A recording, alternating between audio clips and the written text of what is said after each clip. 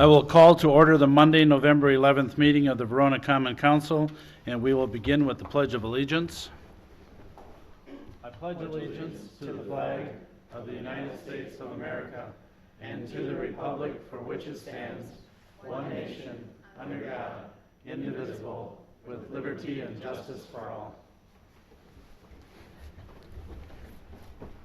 Next, we'll have the roll call. Ms. Schofield, please. Alderperson Bear. Here. Alderperson Diaz. Here. Alderperson Doyle. Here. Alderperson Manley. Here. Alderperson McGilvery. Here. Alderperson Reekie. Here. Alderperson Steiner. Here. And Alderperson Yurs. Here. We have everyone here this evening. Thank you very much for that. Next, we have public comment. If there's anyone from the audience that wishes to speak this evening, we would ask that you would please come to the podium, and for the benefit of not only us, but for those people watching at home, if you would state your name and address. So is there anyone from the public that wishes to speak this evening? Yeah. And there should be a sign-up sheet there. If you have not signed in, we would please ask that you do that so we have it for the record. Thank you. Good evening. Nancy Bartlett, 915 Tamarack Way. We purchased our home in 1989, and we projected what our budget was going to be like with the taxes that had been paid. And lo and behold, the next year we had this enormous tax increase.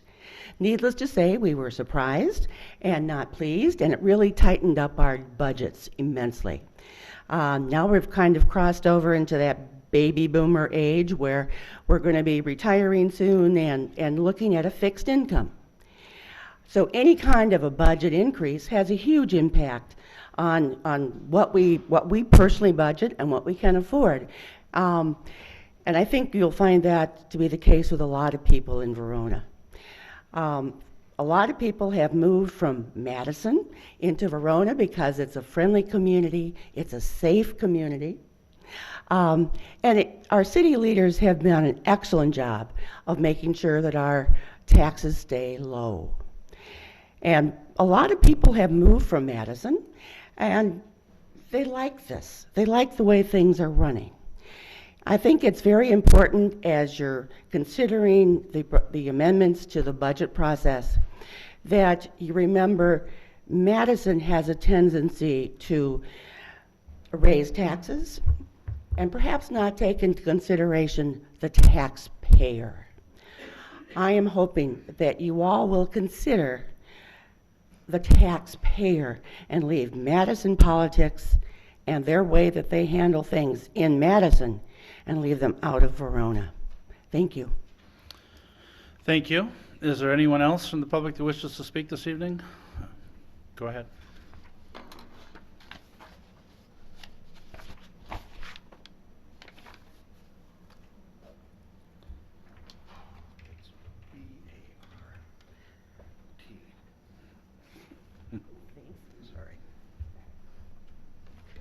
My name is Steve Rudolph. I live at 401 Einiken Drive here in Verona. And I'm the president of the Chamber of Commerce and an officer of the Harmony Hills Neighborhood Association. But I'm really speaking as an individual, a homeowner, and a concerned citizen. As I've talked with people throughout the last couple of weeks, small businesses and people in my neighborhood association, there's one common theme that has emerged, and that is be kind to the taxpayer. Or if you will, remember the taxpayer, like remembering the Alamo. I ask you just not to increase this, I think, well-considered, well-thought-out budget that has been reported out by the Finance Committee.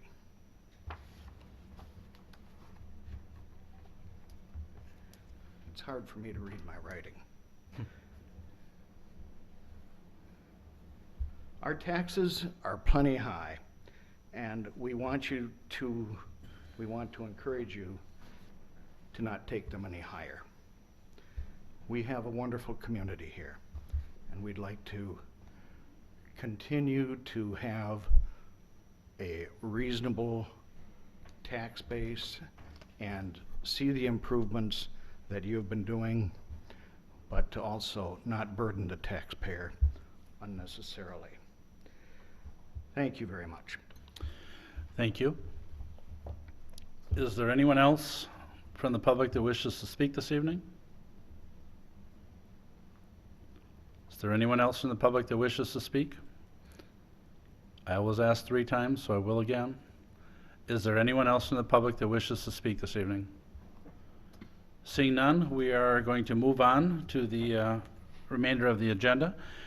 We are on agenda item number 5, which is approval of minutes from the October 28th meeting of the Verona Common Council. The minutes were included with your packet. What is your pleasure? We have a motion by Mr. McGilvray. Is there a second? Second. Second by Mr. Yurs. Were there any additions or corrections to minutes of the previous meeting? Seeing none, all those in favor of approval of the minutes signify by saying aye. Aye. Opposed, no. Motion carried. Under Mayor's business, a few things this evening. First of all, I wanted to mention, on behalf of the city of Verona, not only the elected officials, but also the residents, we want to acknowledge and thank and show our appreciation to anyone who's a veteran, anyone who has served this country, either themselves or their spouses or the remainder of their family, when they are serving in whatever capacity that they are. Today there was the flag raising ceremony. There was acknowledgement ceremony at the senior center over the noon hour, and Alderpersons McGilvray and Alderperson Steiner and myself were at the event. It was a very nice event. We hear from others about just the great things that those that are serving our country are doing. So again, we want to thank not only the individuals who are veterans, but also their families, because there's a real sacrifice that the families make too when their loved ones are gone. So with that, thank you to all the veterans. Next, I wanted to read a proclamation, and this is regarding the library, the Verona Library being the 2013 Wisconsin Library of the Year. There was an event a week ago Saturday at the library. It was very well attended. A number of the alders were at the event as well, and we thank you for that. So I will read the proclamation that I read there that day. City of Verona Proclamation, 2013 Wisconsin Library of the Year. Whereas the Verona Public Library strives to make a community a better place to live through active use of its mission statement, build community by bringing a world of knowledge together. And whereas the Verona Public Library receives over 230,000 visits per year, whereas the library has over 120 volunteers that facilitate various educational, cultural, and enrichment programs, and whereas the library's dedication to the community is visible through various programs and local partnerships. Whereas in recognition of its success and impact on the community, the Verona Public Library was named the 2013 Wisconsin Library of the Year. Now therefore I, John Hokemer, Mayor of the City of Verona, do hereby recognize this prestigious award of distinction and invite all members of the community to join me in celebrating the Verona Public Library, the 2013 State of Wisconsin Library of the Year. That would be dated and signed and dated this 11th day of November. Even though I read it a week ago Saturday at the event, I know that we all support the library, and I'm certain we're going to have a lot of conversations about the library and other departments when we go through our city budget. We have a fantastic library. We were proud of it when we got the approval to build the library. We were proud of it when we had the grand opening, and we've been proud of it ever since. So thank you to all the staff at the library. They do a great job. Thank you to the citizens of Verona for using our library, and thank you very much for that.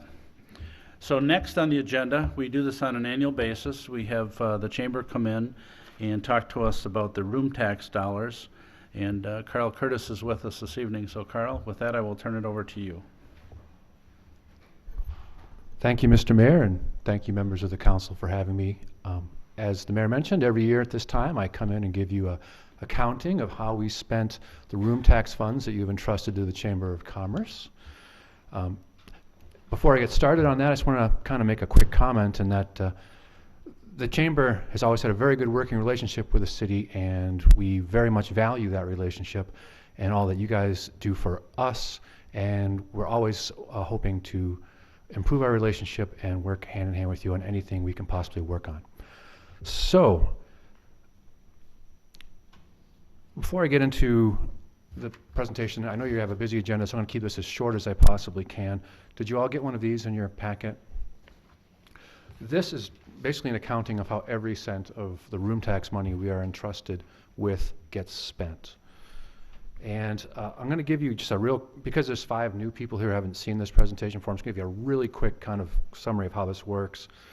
And this is written for my purposes, which means it's backwards for your purposes. So I'm going to ask you to, if you turn to the back page, you'll see revenue written on the bottom. This year, we received $107,135.44 in room tax revenue. That period covers the payments received in August of 2012 through May of 2013. Now, let me give you a quick explanation as to why we use that as our received money period. What we do is, since from the time when the Holiday Inn Express opened in Verona and room tax money levels increased dramatically, we needed to develop a strategy at the Chamber for how we distributed room tax money. So what we did is we decided that we would receive a room tax payment, say in August. We would sit on that payment for 1 quarter until the next payment came. During that time, we would evaluate proposals, requests, opportunities to use this money, and then spend it starting in the next quarter. So in order for this to work, to make a presentation from November to November, we are looking at the money received starting in August of last year through May of this year. For example, August money we start spending in November. May money we would start spending in August through now. That's kind of a real quick explanation. Does that make sense?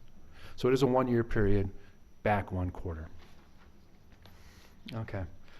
The reason we did this is because it eliminates rushed, bad decisions on projects we could potentially use room tax money for, and it allows time for proposals to roll in and be evaluated properly. And it also gives us kind of a backlog of room tax money in the event a really nice project rolled along. We would have a 1 quarter backlog sitting around where we could kind of say, hey, this is a great project, it's more than we would have in a normal quarter, let's use the money for this great project. So, the total money received in that time period, as I said, was $107,135.44. Over the course of the spending period, which is from November to November, we spent $107,460 and no cents. Just for some simple explanation, I use the IRS system of rounding up and down when calculating checks written out. So it may have been something like $107,460.31, but I just rounded up and down for that end of it. And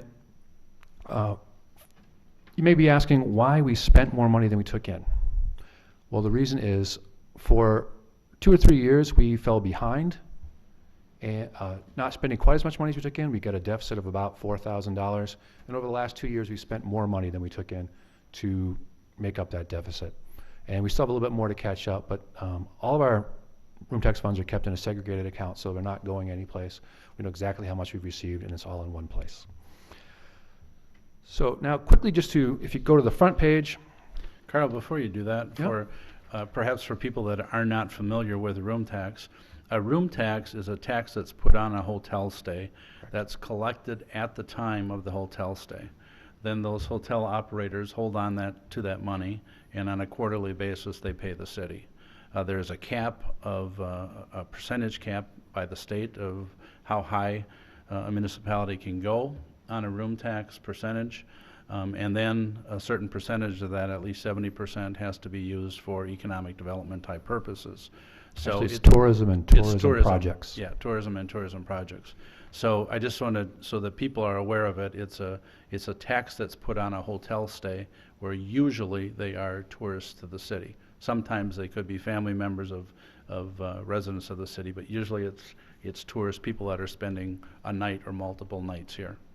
Right. And the one thing I would add is state statute requires municipalities to set, they can't keep this 70% of the money. They have to give it away to another entity, either one they created or in our case it's the chamber, that is then charged with distributing room tax funds so that you can't use it on potholes and things like that at the library.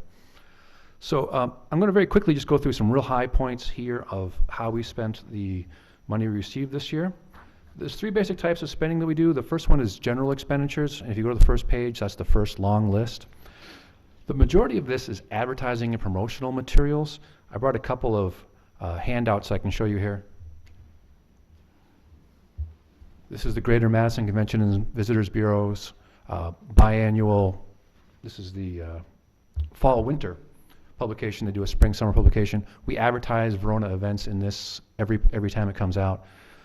This is a Wisconsin Biking Trails magazine. It's brand new. We had a big three-page spread in this that cost money. So we use the room tax funds for mostly printed materials like this. We also have done radio commercials promoting Verona. The biggest one we did this year, though, however, you may have seen it in the newspaper this past year, was the billboard campaign that we tried. We developed a slogan, Explore, Play, Stay, Verona, and we had billboards placed in 4 locations in Sauk County, at Columbus, Janesville, and Stoughton. We're encouraging folks to check out our tourism website. And we've gotten quite a good bit of good feedback from that. So any kind of outreach, though, that we do along those lines goes into the general expenditure category. The second category of spending, oh, and by the way, we spent $58,765 on general expenditures. The second category we spend is grants. These are direct grants to local organizations. This year we spent $32,500 on grants. The majority of these are sporting type grants. They go to, for example, the Little League, the Eagles Nest, the Southwest Eagles Hockey Club got a grant this year. We did a grant for promotional advertising at the VAC Center, so that people who come there for tournaments are encouraged to stay at local hotels. We also have done a lot of advertising for arts and entertainment type events. We were the lead sponsor on the Transit Authority performance that Verona Area Performing Arts Series put on this last Saturday. We also helped to fund the concerts in the park, and we even gave a grant to the community garden being set up on the east side of town. So there's a complete list in the second category under grants. The third category is payroll type expenditures, and what this is in effect, this is kind of the user fee for administering this money for you folks. Any type of, but we limit it. We don't just pay people flat out. What we do is we categorize any type of expenditure we make to promote Verona in any way. For example,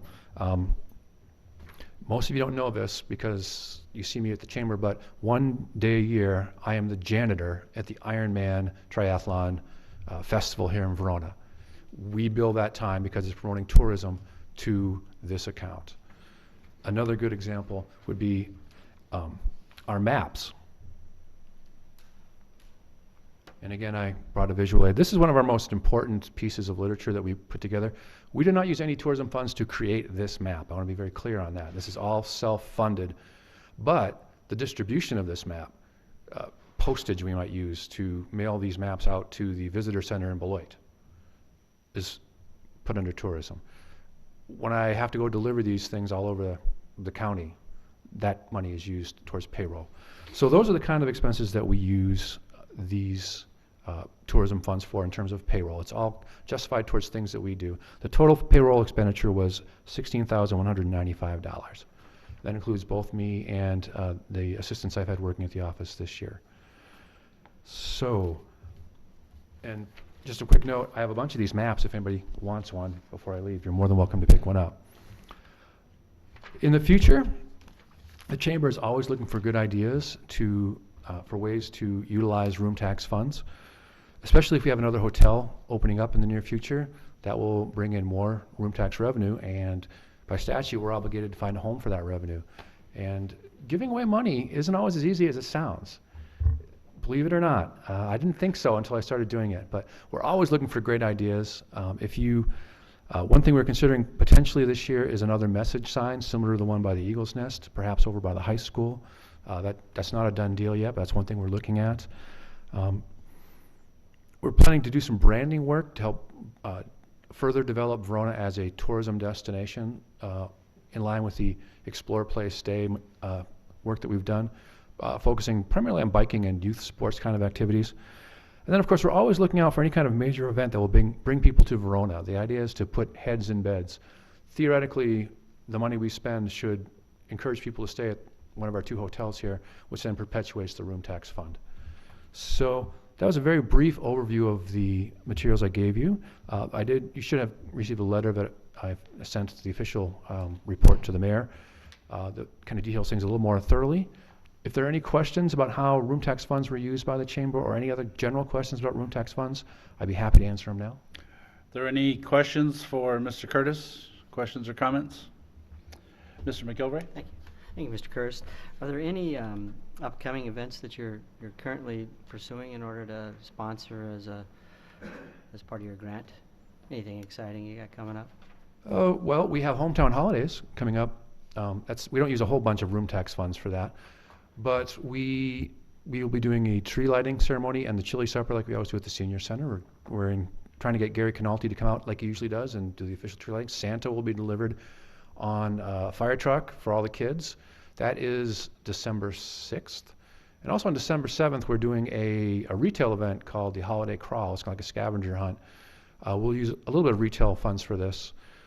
Room tax funds for this, but not very much, just more for advertising and promotion sort of things.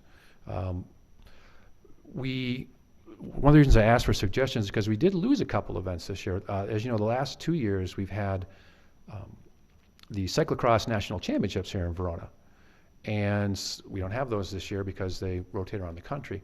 So at the risk of sounding like Daddy Warbucks, we do have some money that we can devote to other projects.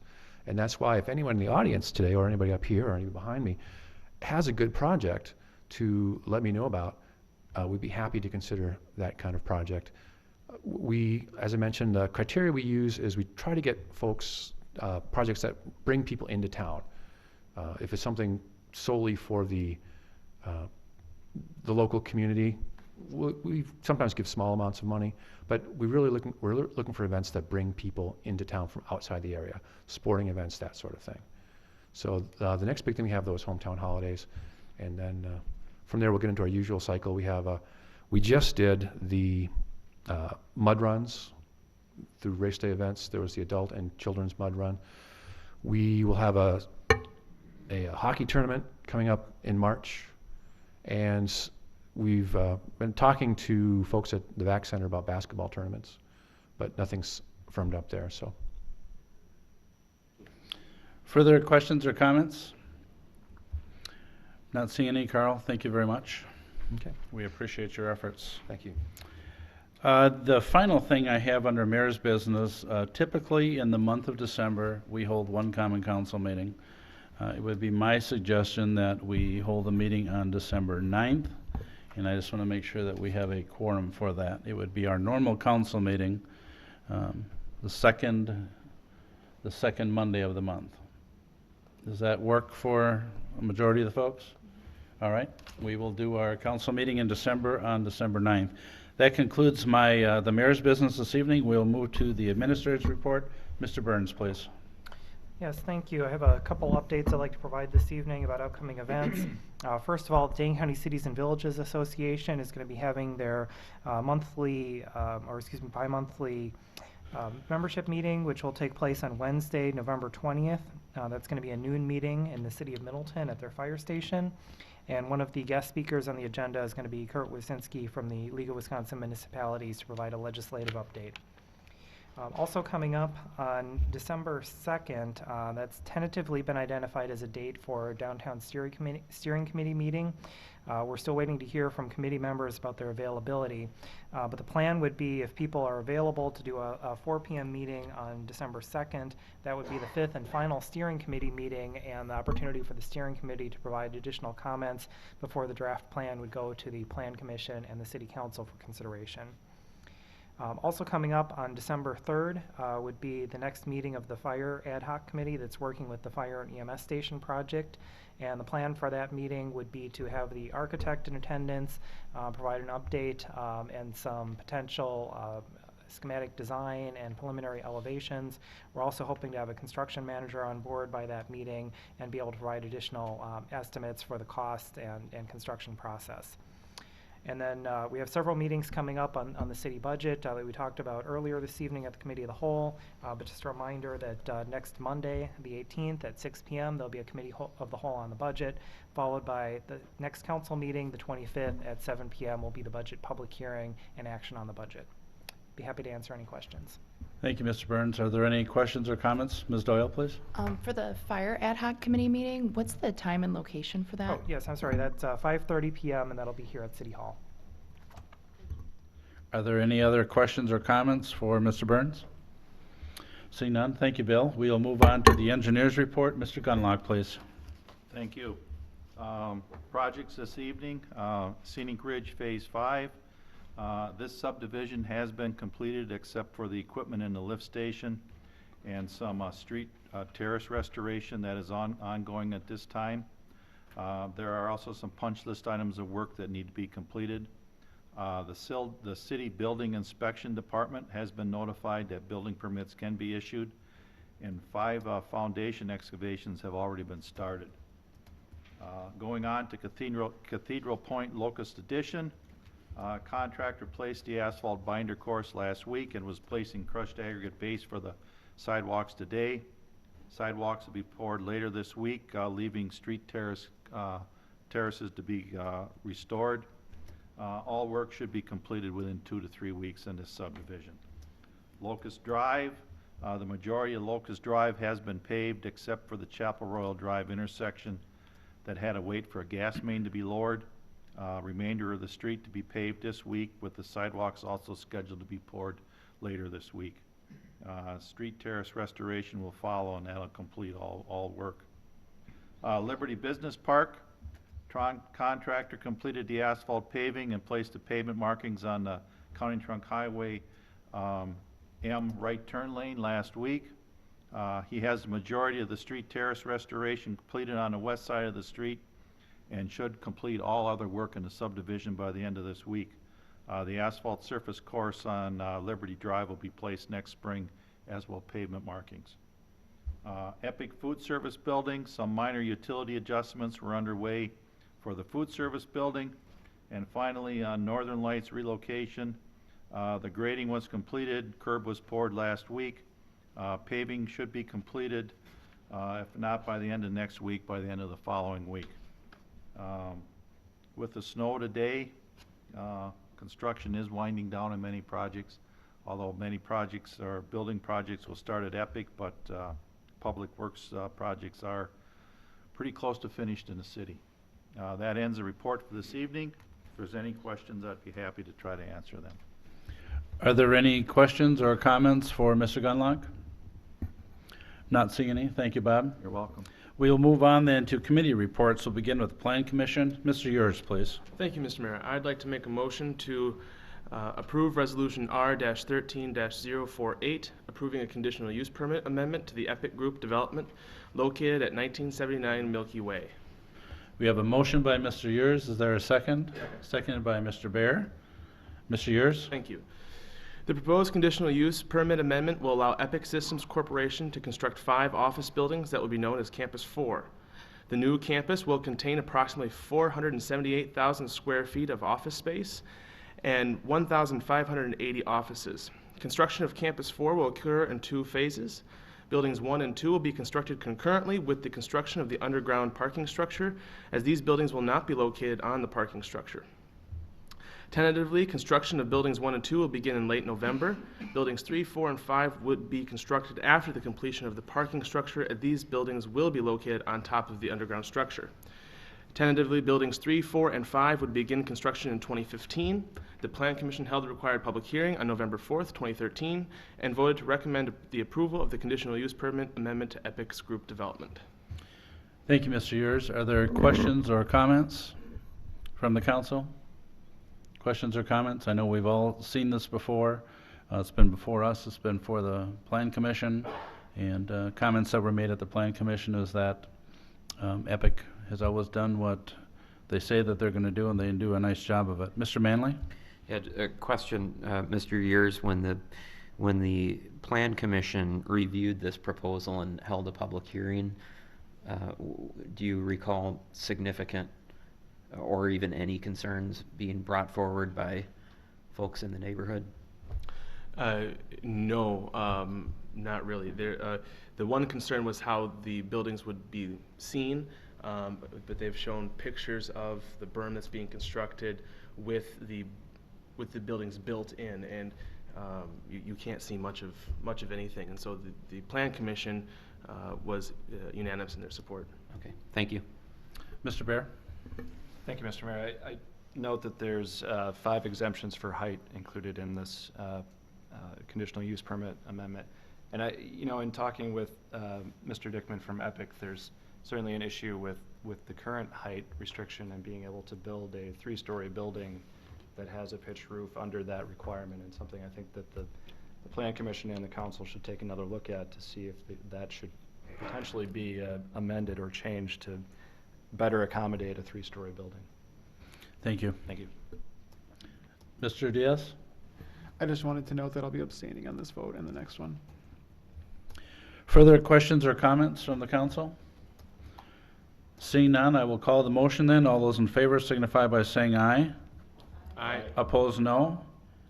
Motion carried, and we'll let the minutes reflect that Mr. Diaz abstained. Mr. Yurs? Thank you, Mr. Mayor. I'd like to make a motion to approve Resolution R-13-049, approving a certified survey map that divides one parcel into 2 lots located on Country View Road and identified as parcel 286/06008-172-8001-2. We have a motion by Mr. Yurs. Is there a second? Is there a second? Second. Second by Ms. Doyle. Mr. Yurs? Thank you.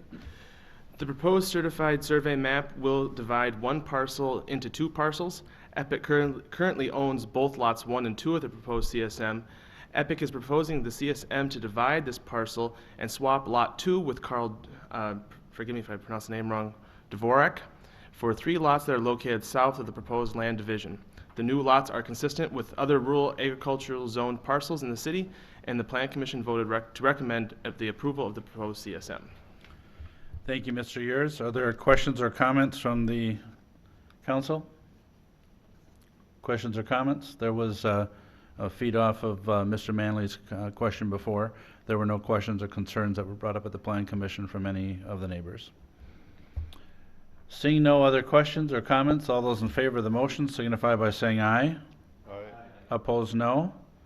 That motion carries, and we'll let the minutes reflect that Mr. Diaz abstained. Mr. Yurs? Thank you. I'd like to make a motion to approve Resolution R-13-050, approving a certified survey map to divide one parcel into 2 parcels located at 210 Gilman Street. We have a motion by Mr. Yurs. Is there a second? A second by Ms. Ricci. Mr. Yurs? Thank you. The proposed certified survey map will divide one parcel into 2 parcels located at 210 Gilman Street. The proposed lots conform to the minimum 8,000 square foot lot size of the neighborhood residential zoning district and are consistent with other lots in the area. The Plan Commission voted to recommend the approval of the proposed certified survey map, and just would like to add that there were no concerns. Thank you. Questions or comments on this motion? Mr. Bear? I just want to note it looks like the change is for building one new single-family home. Is that correct? That is correct. Thank you. Further questions or comments? Seeing none, I'll call the question. All those in favor of the motion signify by saying aye. Aye. Opposed, no. And that motion carries. Mr. Yurs? Thank you. I'd like to make a motion to approve Resolution R-13-051, approving a general development plan for the construction of 108 apartment units and 111 senior housing units located on lots 23 and 24 of the Prairie Oaks subdivision. We have a motion by Mr. Yurs. Is there a second? Second. Second by Mr. Diaz. Mr. Yurs? Thank you. The proposed general development plan will create a planned unit development overlay for the property located east of Enterprise Drive and north of Cross Country Road to allow for the construction of 108 apartment units and 111 senior housing units. A previous planned unit development for this property was approved in 2005 for 219 units, but has expired. The Plan Commission discussed this project at both the October and November Plan Commission meetings. Most of the discussion at both of these meetings focused on the density of the project at 12.43 units per acre and the construction phasing. The applicant has requested zoning exemptions for the project, including density, maximum building coverage setbacks, and parking. The Plan Commission held the required public hearing on October 7th, 2013, and voted 4 to 2 on November 4th, 2013, to recommend approval to the general development plan. Thank you, Mr. Yurs. Are there questions or comments from the council? Mr. Manley? Thank you, Mr. Mayor. Question for Mr. Sayer. Can you talk a little bit about the phasing of this project and when the expected number of multifamily units would come online? Mr. Sayer? Yes, the phasing would be done in 4 phases. The first phase would consist of 50 units, and that would potentially be constructed in 2014. Phase 2 would consist of 26 units, and that could also be constructed potentially in 2014. Phase 3 would be 32 units, which would potentially be constructed in 2015. And Phase 4, which is the senior component, the senior housing, which is 111 units, the applicant has requested flexibility in constructing that. They've actually asked to be able to construct that at any time possible. One of the components going into that phasing is our residential phasing policy that was adopted last year. So for Phase 1, the 50 units, they're requesting that be allocated to 2013. Phase 2, which is that 26, that'd be allocated to 2014 allocation. Phase 3, the 32 units, that'd be allocated for 2015. And Phase 4, which is a senior component, actually would have an exemption under the policy. Mr. Yurs? I just want to make some comments from the Plan Commission meeting.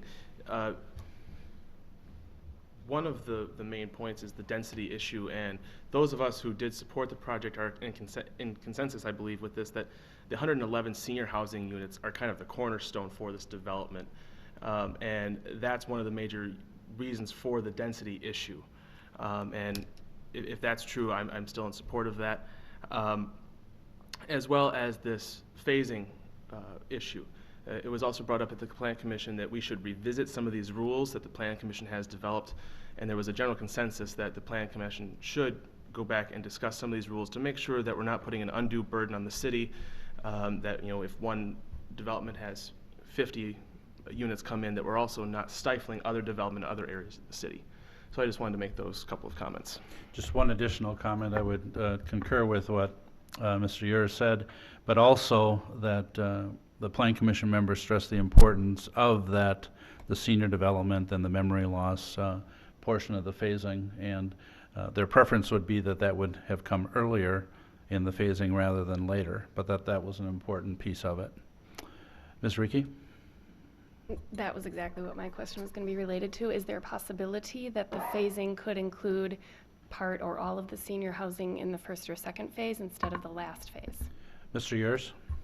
Well, another part with the senior housing and with the phasing, senior housing can be exempt from the phasing, so they would not necessarily count towards the 25 to 50. So with the senior housing, that can be up to our discretion of when the Plan Commission and the council agree to have that building built, but it would not necessarily go into any of the year's allotments of that 25 to 50. I think in addition, Ms. Reekie, to answer your question, the way that the project is laid out and when some of the infrastructure would need to be put in place, and of the costs and of the timing of when that would occur, that's why the senior housing is pushed towards the end of the phasing. Mr. Baer, you had a question? It was along those same lines, and I think I'd like to encourage the developer, if at all possible, to get that senior housing done sooner than later, echoing what the Plan Commission said on this issue. It's certainly a benefit to the community and something that I'd like to see sooner rather than later. Thank you. Other questions, comments? Mr. McGilvray? Oh, Mr. Manley? Thank you, Mr. Mayor. I guess I'll just say that as a general matter, I'm not a big fan of multifamily housing. I think we've got a lot of it in our city already. There was a period of time where the vast majority of the development that was occurring was multifamily, and I think it's important for our city to maintain a strong balance with a preference toward owner-occupied housing, because I think it promotes more cohesive neighborhoods when you've got people with a vested monetary interest in their neighborhood as a homeowner. But having said that, this is an area of the city that was planned some time ago for a higher intensity of multifamily housing, and I think it's an appropriate location to the extent that there is a need for additional multifamily housing. I would argue that this is an appropriate place to locate that particular land use, as opposed to smack dab in the middle of a single-family housing development, which has been done in the past, and I think we've all seen how much controversy that can generate, and so for that reason, I'm going to support the motion. But I think it's just important for us to remember as a city that we should be careful about how quickly we grow this type of housing and this type of really intensive, dense housing development. Thank you, Mr. Manley. Just in addition to what you said, it was in 2005 when the city had approved not this same development, but something similar to it, with higher density and multifamily. And what our policy is as a city is that if we approve a plan like that and it's not acted on within a 5-year period, then the approval is gone. And so it's not the same project, but once before, the city of Verona has approved a multifamily project in this area. Mr. Bear, did you have something? Okay, Mr. McGilvray? Sure. I just wanted to address one of the comments that Mr. Yers made. The Planning Commission really doesn't have any jurisdiction over those rules. Those rules were set by the Common Council, and in an effort to curb some of what Mr. Manley is saying, the prior council noted that there was a pretty heavy emphasis on that type of construction going on, and we wanted to make sure that we had a good balance. So the reason that you're seeing that 50 per year, that was the balance we felt we struck, that 50 per year. So in this case, you'd be using up 2 years, 2013, 2014, and rolling into 15 to get that 100. So I personally agree with Mr. Manley that it's a good way to help, address some of that, so we don't have a lot of growth in one area. The other thing I would like to ask is, I like the idea of the senior housing, and I think Mr. Solowitz, who was on the council in the past, that was one of the things when we were developing this ordinance that stated that there would only be 50. He felt that needed to be taken out, that the opportunity to be there for that senior housing. So I'm happy to see that moving forward. I am a little concerned. Do we have language in place that would require that? Sometimes what happens, and I'm in no way would I accuse the developer of doing this, but I have seen it in the past. A development comes forward, gets through the initial phases, you get out the gate, and then when it comes time to do what we're all supporting here, which is the senior housing, that doesn't happen. So I don't know if there's language in any of the agreements that we have before us tonight that would ensure that the senior housing would be followed through on, but I'd certainly like to see that. I can let Mr. Sayre or Mr. Burns respond to that as well, but if they would not move ahead with the senior housing, they wouldn't have approval from us. They have to come back for us with that portion of the development. So in the end, if they wouldn't move forward with senior housing, the city could say, no, you can't do the other multifamily. But Mr. Sayre, Mr. Burns, I don't know if you want to add anything to that? Yes, each phase would require a PIP, which is step 4 of the plan development process. That would come back before the Plan Commission and Council. So if they were to come in for those 111 units and they were market rate, that would not be consistent with what you're reviewing tonight. So you'd have a basis to deny that. Thank you. Mr. Bear? Thank you, Mr. Mayor. I just want to say, sort of in response to Mr. Manley's comments, that having multi-unit housing, I think, is an important piece of having a healthy housing market, that you have to have the range of options. You have to have affordable apartments, you have to have luxury apartments, you have to have affordable housing and luxury housing. You have to have a healthy balance to have a healthy market, or else you get a tip towards one side. And I think there could be an argument made, and I've heard this argument, that some rents are in the city are too high, and having more options, I think, may, simply supply and demand may govern that rents would go down, or at least be more competitive in the future with more multi-unit housing. But that being said, I think this is an attractive development. It's a good-looking building. I think they've done a good job designing this, and I'm not particularly concerned with the density given the inclusion of senior housing, and I think the city is getting something in return for approving this multi-unit development. I guess a question for Mr. Sayre or Mr. Burns. Are we off balance in the ratio of multi-unit to single-family homes? Or is there a standard? Mr. Sayre? It's a standard that can be debated in any community.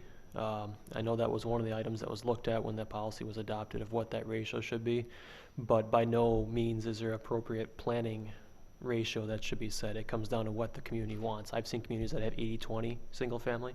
I've seen 60-40, I've seen 70-30, I've seen anywhere in between there. So it comes down to what the community wants. And where are we currently? Do we have and I guess part two is, what would this development do? And you can certainly get back to us on what this development will do to that ratio. Mr. Sayre? Or Mr. Burns? Yeah, we can look at putting some information together. The city had put together some statistics showing historically where that ratio had been and leading up to the adoption of the policy a little over a year ago. So we could take a look at that information and then updating it based on projects that have been approved since then. Thank you. Mr. Manley?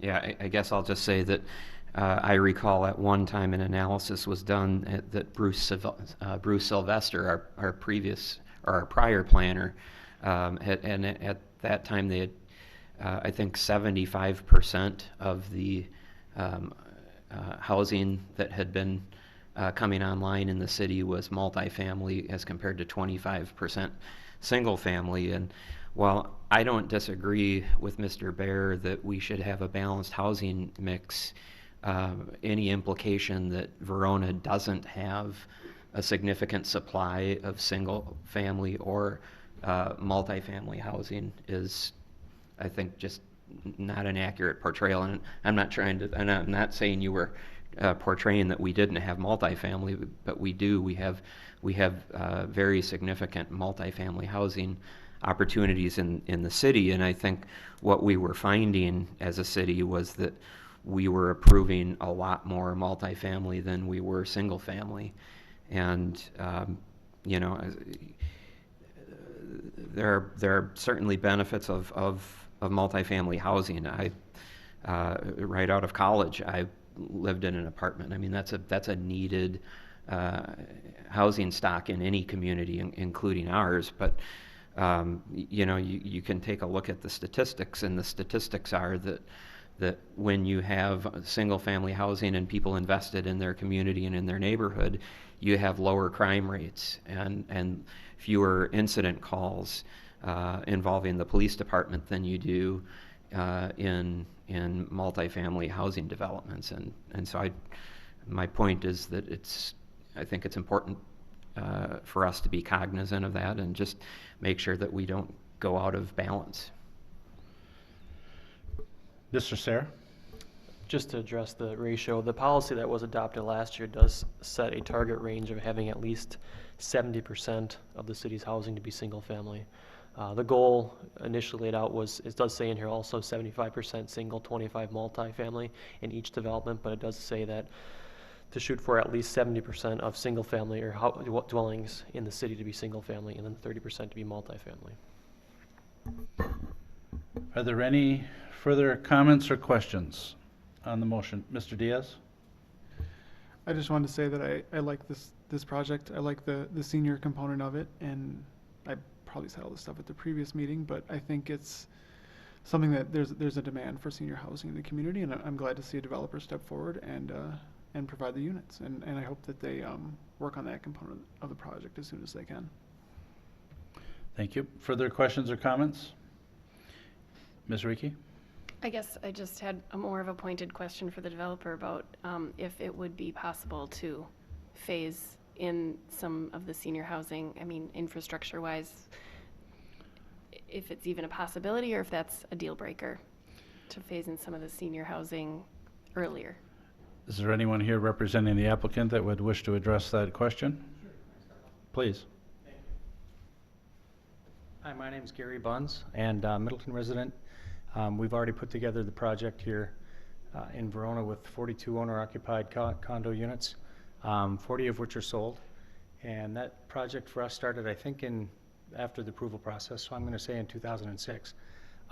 As far as the senior housing project goes, or the senior component to this goes, obviously we would like to get the package together, get everything finalized, go to the banks, and then have the financing piece taken care of.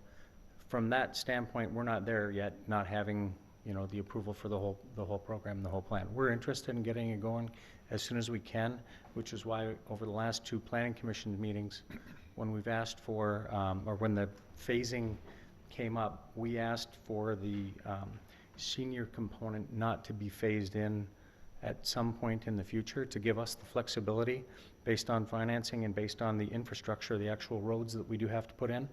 If I had a map here, it'd be easier to show you, but we can't get to it until we get past the first phase. And then, you know, to mobilize the equipment, obviously there's expenses every time you do it. So we would rather have done the roads all at one time, but then you need the real estate to pay off some of that stuff or the development to pay that off. After the first phase is when we will look at it to see if that's when we can initiate it. So it's our goal, because of the general market study that we had commissioned and done that indeed determined that we need senior housing here in Verona. It's our goal to get to it as quick as we can. There isn't an answer on the actual timeline yet. I do know that it would be after the first phase, which is what we're asking for, the approval for the 50 units to go against 2013. I think, you know, once we get past this phase, we'll be able to shed a little more light on it. But we asked for it to be carved out so that hopefully we had some flexibility and didn't have to wait. That's our intent behind it. So I'm hoping that we can get to it early in the ballgame. Thank you for your response. Further questions, comments? If not, the motion before us is to approve Resolution R-13-051. All those in favor signify by saying aye. Aye. Opposed, no. And that motion carries. So we look forward to movement on that. Thank you. Is there anything else in the Plan Commission? Thank you, Mr. Yers. We'll move on then to the Finance Committee. Mr. McGilvray? Thank you, Mr. Mayor. Under item 9B1, I'll make a motion to approve payment of the monthly bills in the amount of $339,183.74. We have a motion by Mr. McGilvray. Is there a second? Second. Seconded by Ms. Doyle. Mr. McGilvray? Thank you. In the way of explanation, 2 of the larger items this evening, the first being to Verona Area Chamber of Commerce for the 3/4 room taxes, which you heard an excellent description of how those are accumulated and moved throughout the community. The amount is a pass-through of $34,636.95. The second one being the Waste Management of Wisconsin for the October refuse and recycling, $81,864.31. You've heard the explanation of the major expenditures from Mr. McGilvray. Are there questions or comments? If not, the motion before you is to approve the payment of bills amount totaling $339,183.74. All those in favor signify by saying aye. Aye. Opposed, no. Motion carried. Mr. McGilvray? Thank you. Under item 9B2, we did have discussion about the professional services agreement with Tri-North, but given that it's a complex document and I think there's quite a bit of language that the committee members felt they'd like to have a little more time to review. They just got it on Friday. We haven't had a chance to go over any of it with Bill. while Bill's comfortable, and it sounds like legal counsel is comfortable, we just would like to have an additional week. So we have moved that for discussion again on the 18th, which would be before our next council meeting. Thank you, Mr. McGilvray. Anything else then from Finance? That would be all, sir. Thank you. Thank you. We'll move on then to Public Safety and Welfare Committee. Mr. Manley, please. Thank you, Mr. Mayor. I'll make a motion to approve Ordinance 13-836, amending Section 13 of Chapter 1 of Title 10 of the Code of Ordinances, which relates to motor vehicles and required traffic stops. We have a motion by Mr. Manley. Is there a second? Second. Second by Mr. Bear. Mr. Manley? Thank you, Mr. Mayor. The Public Safety and Welfare Committee unanimously recommended this proposed ordinance that, in a nutshell, it basically proposes a number of stop sign locations in newly constructed streets. The 3 areas of the city where the new stop signs are proposed to be placed in this ordinance are Scenic Ridge subdivision, Cathedral Point subdivision, and the Liberty Business Park. The locations were determined by the Chief of Police and the Public Works Director. Thank you, Mr. Manley. Are there any questions for Mr. Manley, for the committee, for the chief? Seeing none, all those in favor of the motion signify by saying aye. Aye. Opposed, no. And that motion carries. Is there anything else from the Public Safety and Welfare Committee? Nothing further, Mr. Mayor. Thank you, Mr. Manley. We are under new business. We have discussion and possible action regarding approval of operator licenses. Ms. Schofield, please. We have 5 operators licenses up for approval this evening from Lisa Hansen at Monty's, Jennifer Stelzer at Cahoots, Jacob Barker at Gray's Tide House, Quinna Flores at Vincenzo BP, and Kayla Smith at Avanti's. You've heard the applicants. What's your pleasure? We have a motion by Mr. Manley. Is there a second? Second. Second by Mr. Bear. Are there any questions of the applicants? Seeing none, all those in favor of the motion signify by saying aye. Aye. Opposed, no. And that motion carries and those applications are approved. Ms. Schofield, anything else on operators licenses? Thank you. Announcements. Mr. Steiner. Thank you, Mayor. The Verona Historical Society will meet on the 20th at 3 p.m. at the Senior Center. We are starting a new topic for the winter season. It will focus on schools in the area, country schools and area schools, and so it's 3 p.m. on the 20th at the Senior Center. Thank you. Thank you, Mr. Steiner. Mr. Yers?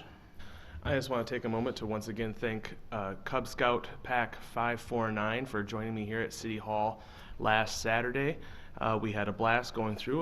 The mayor got the chance to chat with the boys for a minute or two. They had a great time. They said they learned some stuff, and I had a great time talking with them too. So it was my pleasure, and thank you. Thank you, Mr. Yers. Mr. Chief Coughlin, you want to remind people on the winter parking, which will be coming up soon? Alternate side parking, if you would, please. You want to put your mic on, please? Effective November 20th, alternate side parking. Begins at midnight to 5 a.m. Alternate side, odd night, odd side of the street, even calendar days, even side of the street. Thank you. Mr. Steiner? You will give people a couple days of, fake tickets to get them used to this?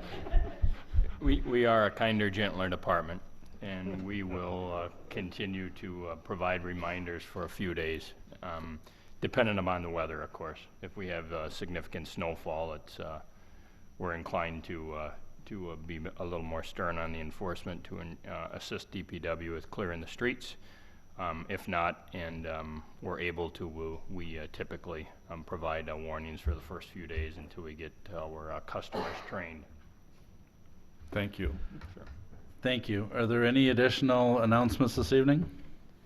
Seeing none, I would accept a motion to adjourn. We have a motion by Mr. Yers. Is there a second? Second. Seconded by Mr. McGilvray. All those in favor of adjournment signify by saying aye. Aye. Opposed, no. Motion carried, and we are adjourned. Thank you, everyone.